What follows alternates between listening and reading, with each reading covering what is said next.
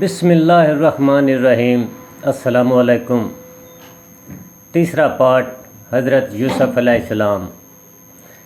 سب سے پہلی بات جو اس سلسلے میں سامنے آتی ہے وہ روحانی صداقت اور مادی ترقیات کا مقابلہ ہے۔ حضرت یعقوب علیہ السلام کا گھرانہ دین حق کی امانت رکھتا تھا، وحی الہی کی برکتوں سے فیض یاب تھا، لیکن مادی ترقیوں اور دنیوی شوقوں میں سے کوئی بات بھی میسر نہ تھی، حتیٰ کہ شہری زندگی کی ابتدائی خصوصیات سے بھی آشنا نہیں ہوا تھا۔ اس کے تمام افراد صحرا میں رہتے تھے، مویشی چراتے تھے اور قدرتی زندگی کی سادگی پر قانع تھے، لیکن مصر کی حالت بالکل اس سے مختلف تھی۔ وہ دین حق کے علم و عمل اور وحی الہی کے فیضان سے محروم تھا، لیکن وقت کی تمام مادی ترقیوں کا سرمایہ دار تھا۔ اس کے دارالحکومت کے لوگ لکھنے پڑھنے میں ماہر تھے، اس کے امراء و اشراف حکمرانی و دانشوری میں ترقی یافتہ تھے، اس کے مندروں کے کاہن حقائق اشیاء کے بھید جاننے والے تھے، اور اس کے حکیم علوم و ذائق کے عجائب و غرائب سکھلانے والے تھے۔ آج اثریات مصر نے ایک مدون علم کی حیثیت اختیار کر لی ہے۔ اس کے مطالعے سے معلوم ہوتا ہے کہ اس عہد کا فرعون غالباً وہ شخص تھا جسے آثار مصر میں ابونی کے نام سے پکارا گیا ہے۔ اس کے عہد میں مصری تمدن پوری طرح ترقی کر چکا تھا، لیکن جب عجیب و غریب اتفاقات نے اس صحرائی گھرانے کے ایک فرد کو مصر پہنچا دیا، اور ایسی حالتوں میں پہنچایا جو کسی حال میں بھی عزت و کامرانی کا ذریعہ نہیں ہو سکتی تھیں، تو پھر کیا نتیجہ نکلا؟ یہ نکلا کہ وہ دونوں قوتوں میں مقابلہ ہوا، اور بالآخر دین حق کے علم و عمل اور وحی الہی کے فیضان نے وقت کے تمام فضیلتوں کو مسخر کر لیا۔ حضرت یوسف علیہ السلام کے پاس دین حق کے سوا اور کچھ نہ تھا، مصریوں کے پاس دین حق کے سوا اور سب کچھ تھا۔ یہ صرف دین حق کی فضیلت سے آراستہ تھے، وہ ہر طرح کی مادی فضیلتوں میں تفوق رکھتے تھے۔ بائیں ہمہ ہر مقابلہ میں فتح مندی حضرت یوسف ہی کی سیرت و عمل کو ہوئی، اور قدم قدم پر مادی فضیلتوں کو اپنے تفوق سے دستبردار ہونا پڑا، حتیٰ کہ جب مملکت کی سلامتی خطرے میں پڑ گئی تو اس کی نجات کے لیے مادی وسائل کی کوئی پیداوار بھی کام نہ دے سکی۔ اسی عبرانی نوجوان کے آگے مصر کو جھکنا پڑا کہ اس کی سلامتی کی راہ نکال دے۔ جب حضرت یوسف نے بادشاہ مصر سے کہا تو فی الحقیقت یہ دین حق اور فیضان وحی کا ایک اعلان تھا جو وقت کے سب سے بڑے مرکز تمدن کے مقابلے میں کیا گیا تھا۔ یعنی آج مملکت کی نجات کے لیے ایسے شخص کی ضرورت ہے جو علم و کاروانی کے ساتھ حفاظت کرنے والا ہو، لیکن ایسا شخص پیش کرنے سے مصر کی پوری مدنیت عاجز ہوگی۔ اس کا عظیم و شان دارالحکومت جو کار فرماؤں، دانش مندوں اور کہنوں سے بھرا ہوا ہے، ایک فرد بھی پیش نہ کر سکا جو یہ بوجھ اٹھانے کا اہل ہو، لیکن میں تیار ہوں کہ یہ بوجھ اٹھا لوں۔ میں دنیا کے سب سے بڑی مملکت کو اس کی ہلاکت کی گھڑیوں میں بچا لوں گا، کیونکہ میں حفاظت کرنے والا علم رکھنے والا ہوں۔ متمدن مصر نے کنان کے صحرائی کا یہ اعلان سنا اور اس کے آگے سرنیاز خم کر دیا۔ یہی معنی ہے اس آیت کے قوانین عمل و نتائج عمل۔ لیکن یہ معاملہ کتنا ہی عجیب معلوم ہوتا ہو اور کیسی ہی عجیب حالتوں میں پیش آیا ہو، قرآن کہتا ہے کہ قوانین الہی کی قدرتی نتائج کا ظہور تھا، اور حقیقت شناسوں کے لیے اس میں کوئی اچنبھے کی بات نہیں۔ یہ سب کچھ ٹھیک اسی طرح ہوا جس طرح آگ کے جلانے سے گرمی نکلے یا پانی پینے سے پیاس بجھ جائے، کیونکہ اللہ نے اشیاء کی طرح اعمال کے بھی خاص و نتائج ٹھہرا دیے ہیں، اور جب کبھی ایک خاص طرح کا عمل وجود میں آتا ہے تو ایک خاص طرح کا نتیجہ بھی ظہور میں آ جاتا ہے۔ یہاں ہر گوشے میں علت کے ساتھ معلول کا دامن باندھ دیا گیا ہے۔ بھائیوں نے جو کچھ یوسف کے ساتھ کیا وہ اس کے سوا کیا تھا کہ ایک خاص طرح کا انسانی عمل تھا، اور جب خاص طرح کا عمل تھا تو خاص طرح کا نتیجہ نکلنا ہی تھا، اور نتیجہ نکلا۔ حضرت یوسف علیہ السلام زندگی کی مختلف آزمائشوں میں جو کچھ کرتے رہے، اس کی حقیقت بھی اس کے سوا کیا تھی کہ ایک خاص سیرت کے خاص اعمال تھے، اور جب اعمال تھے تو ضروری تھا کہ جیسے کچھ اعمال ہوں ویسا ہی نتیجہ بھی نکلے، اور ویسا ہی نتیجہ بھی نکلتا رہا۔ اسی طرح سرگزشت کی تمام سیرتوں پر نظر ڈالو، ہر سیرت ایک خاص طرح کے عمل میں لگی ہوئی ہے، اور ہر عمل ایک خاص طرح کا نتیجہ تیار کر رہا ہے۔ سب نے اپنے اپنے بیج بوئے تھے، اسی لیے سب کو اپنے اپنے پھل ملنے تھے، اور سب نے اپنے اپنے پھل پا لیے۔ پس جہاں تک اعمال و نتائج کا تعلق ہے، یہ تاریخ انسانیت کا کوئی مستثنی حادثہ نہ تھا، بلکہ سنت الہی کی وہی کار فرمائی تھی جو ہمیشہ سے کار فرما ہے اور ہمیشہ کار فرما رہے گی۔ جب کبھی ایسے احوال و ظروف میں ایسے اعمال ظہور پذیر ہوں گے، ضروری ہے کہ اسی طرح کے نتائج بھی ظہور ہوں۔ بلا شبہ حوادث کی نوعیت عجیب تھی اور نتائج بھی عجیب طرح کے نکلے، لیکن سنت الہی کی کرشمہ سازیوں کا تو ہمیشہ ہی ایسا حال رہتا ہے، وہ اپنی کسی بات میں عجیب نہیں، وہ تو سر معجزہ ہے۔ تم جب چاہو اپنے حسن عمل کی قوت سے ہر طرح کے کرشمے اور چنبھے پیدا کر سکتے ہو، لیکن مشکل یہ ہے کہ تم چاہتے ہی نہیں، اور اسی لیے قانون عمل کے کرشمے تم پر کھلتے بھی نہیں۔ دنیا میں یوسف علیہ السلام کی سرگزشت ایک ہی مرتبہ گزری، لیکن یوسف کے حسن عمل کی سرگزشت ایک ہی مرتبہ کے لیے نہ تھی۔ بلا شبہ مصر کا بازار اب باقی نہیں رہا، لیکن دنیا کا بازار کس نے بند کیا ہے؟ آج بھی جس کا جی چاہے شان یوسفیت پیدا کر کے دیکھ لے۔ دنیا کے تخت عظیم و جلال اس کا استقبال کرتے ہیں یا نہیں؟ یہی وجہ کہ صورت میں جا بجا اس حقیقت کی طرف اشارات کیے گئے کہ ارباب دانش کے لیے اس میں عبرتیں ہیں، نشانیاں ہیں۔ سرگزشت کی ابتدا ہی اس اعلان سے ہوتی ہے کہ لقد کان فی یوسف اخوات و ایات السائلین، پھر خاتمہ بھی اسی پر ہوتا ہے کہ لقد کان فی قصصہم عبرۃ لاولی الالباب، نیز جا بجا اہم واقعات کے ظہور کے بعد وضاحت کر دی، یعنی سب کچھ جو ظہور میں آیا عمل کا نتیجہ ہے، بدلہ ہے، مکافات ہے، اور جب نتیجہ ہی ضروری ہے کہ ہمیشہ ظہور میں آئے، جب بدلہ ہے تو ضروری ہے کہ ہمیشہ کام کرنے والوں کو ملے۔ حسد و بغض کا نتیجہ وہی ہے جو بھائیوں نے پایا، راست بازی اور نیک عملی کا نتیجہ وہی ہے جو حضرت یوسف کو ملا۔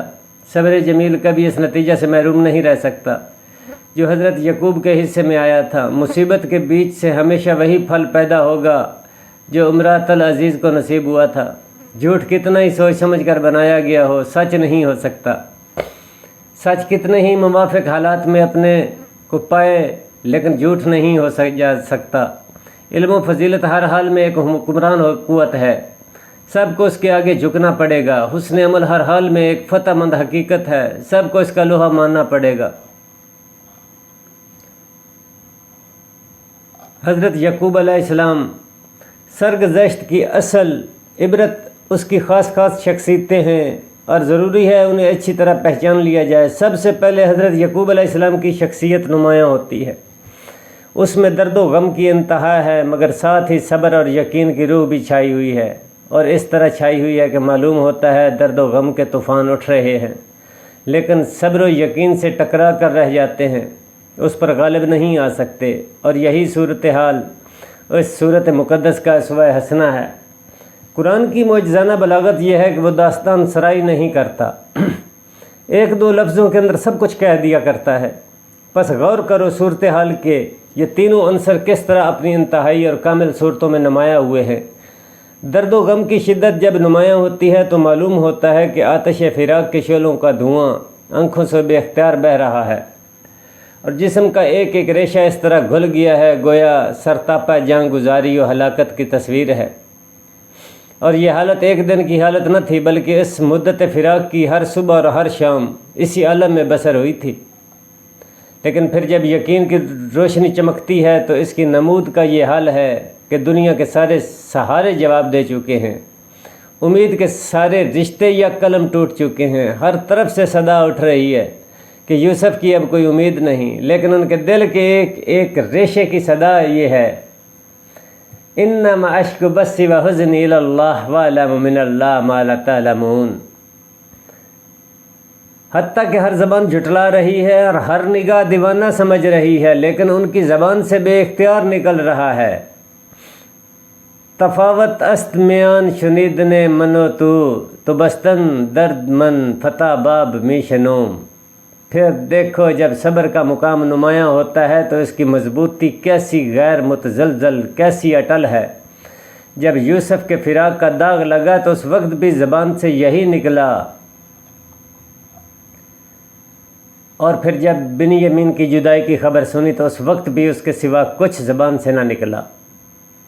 کہ فصبر، پھر باوجود یہ کہ بے خبر نہ تھے، علم و یقین کے ساتھ سمجھ چکے تھے کہ یوسف کے ساتھ سازش کی گئی ہے، لیکن پوری سرگزشت میں کہیں کوئی اشارہ اس کا نہیں ملتا کہ دو باتوں سے زیادہ اس باب میں کچھ زبان سے نکلا ہو۔ ایک تو یہ، اور دوسرا وہ جو اس وقت زبان سے نکل گیا جب بھائیوں نے بنیامین کو ساتھ لے جانا چاہا، اور دونوں جملوں میں بھی نہ تو ملامت کی سختی ہے نہ شکایت کی تیزی، بلکہ صورتحال کی ایسی تعبیر ہے جس سے زیادہ نرم اور دھیمی تعبیر ہو ہی نہیں سکتی۔ پہلے جملے میں صرف اس کا اظہار تھا کہ جو بات کہہ رہے ہو اصلیت اس کے خلاف ہے، لیکن خیر صبر کے سوا چارہ نہیں۔ دوسرے میں صرف پہلے واقعے کا نتیجہ یاد دلایا ہے، کسی طرح کا الزام نہیں دیا، یعنی مجھے بھروسہ کرنے کے لیے کہتے ہو، لیکن اگر بھروسہ کروں تو کیا اسی طرح کروں جس طرح پہلے کر چکا ہوں، اور اس کا جو نتیجہ نکل چکا ہے تمہیں معلوم ہے۔ اتنا ہی نہیں بلکہ اگر غور کیا جائے تو پہلے جملے کا اسلوب ایسا واقع ہوا ہے کہ سرزنش سے کہیں زیادہ رحم و تعصف پر مبنی ہے، اور مخاطبوں کے لیے ایک طرح کی معذرت کا پہلو پیدا کر رہا ہے، یعنی یہ نہیں فرمایا کہ تم جھوٹ بول رہے ہو، تم نے یوسف کے خلاف سازش کی ہے، بلکہ کہا تمہارے جی نے تمہارے لیے ایک بات بنا دی ہے اور اسے تمہارے خیال میں خوشنما دکھا دیا ہے۔ کیونکہ تصویل کے معنی یہ ہے کہ کسی بات کا جما دینا، خوشنما بنا کر دکھا دینا، اور اس کے لیے طمع و خواہش کا پیدا ہو جانا، پس گویا یہ ایک ہمدرد دل کا تعصب تھا کہ افسوس تم نفس کے دام میں پھنس گئے اور اس کے دھوکے سے بچ نہ سکے۔ پھر ساتھ ہی ان کے اس طرز عمل کے لیے معذرت کے پہلو کا بھی اعتراف ہے کہ طمع نفس میں آ کر اگر ایسا کر بیٹھے ہو اور انسان نفس کے ہاتھوں بے بس ہو جاتا ہے، ایک ایسے صدمہ جانکا میں جیسا کہ حضرت یعقوب کو ناگہاں پہنچا تھا، اور کسی طرح کی بات کا زبان پر نہ آنا، صرف اسی جملے کا نکلنا، صبر کا کیسا عظیم و شان مظاہرہ ہے۔ یہ ممکن ہے کہ صدمہ کے فوری تاثر کے بعد ایک ضابط اور متحمل آدمی اپنے دل و زبان کی نگرانی کر لے، لیکن عین اس وقت جب صدمہ کی پہلی چوٹ لگ رہی ہو اور دل کی بے تابیاں بے اختیار زبان کی طرف اٹھنے لگی ہوں، ممکن نہیں کہ دل و زبان کی نگہداشت کی جا سکے۔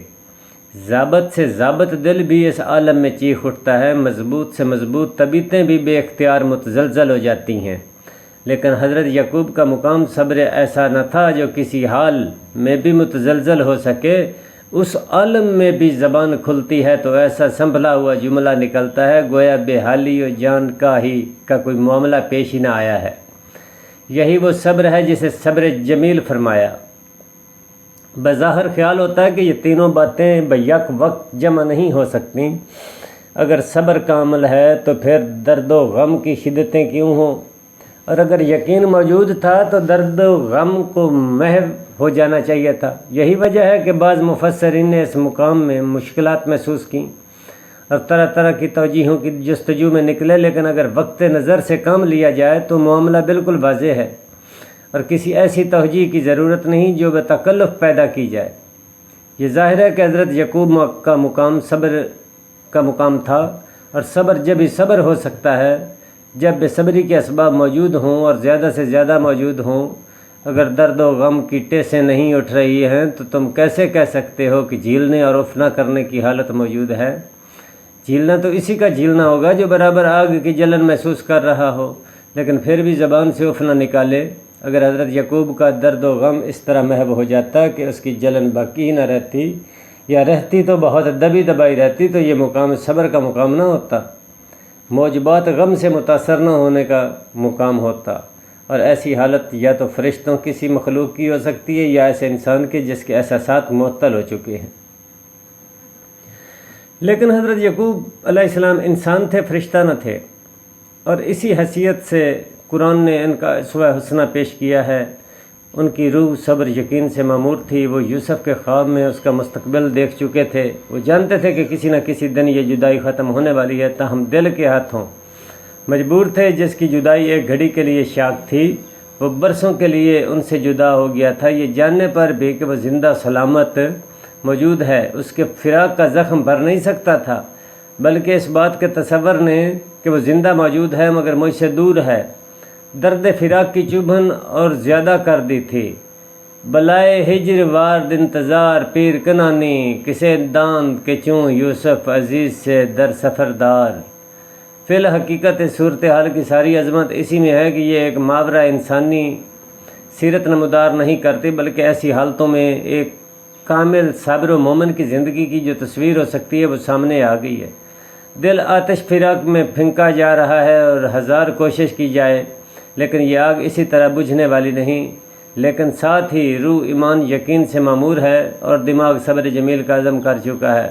بس غم کو دیکھا جائے تو وہ اپنی جگہ ہے۔ اگر دل اپنی بے قراریوں میں کبھی کمی نہیں کرتا تو دماغ بھی اپنا شیوہ صبر و رضا میں کبھی متزلزل نہیں ہو سکتا۔